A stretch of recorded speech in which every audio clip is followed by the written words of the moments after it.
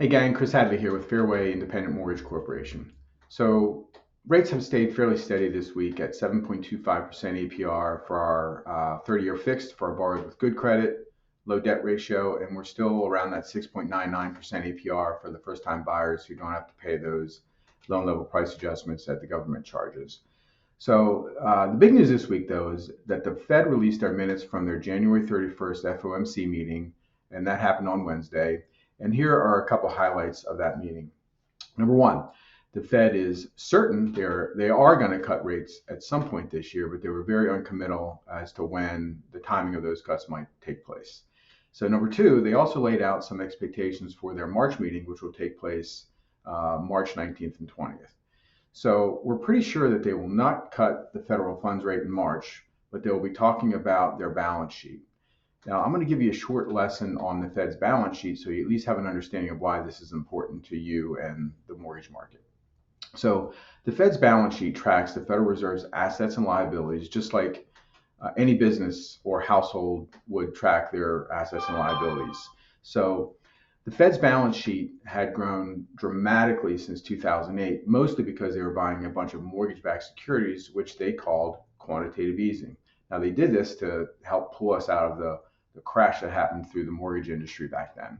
So this is the primary reason why mortgage rates dropped so low and stayed so low for so long, because the government was buying mortgage-backed securities at a really an unprecedented rate, something they've never done before at this level.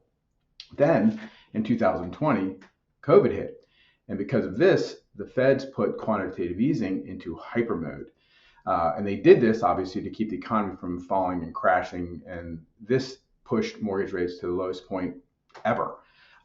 Then in early 2022, the Feds started the process of stopping this purchasing program of mortgage-backed securities and actually started selling them off their balance sheet. And they did this to the open market, which when they did this, coupled with 40-year high inflation, this caused mortgage rates to rise at the fastest level in recorded history.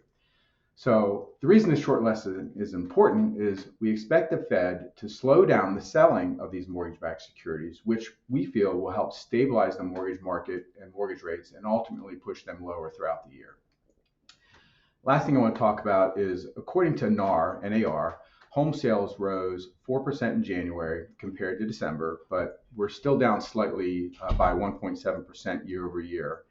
And of these home purchases, 28% of them were first-time buyers and 32% of them were cash buyers. So two big segments of the market, cash buyers and first-time buyers.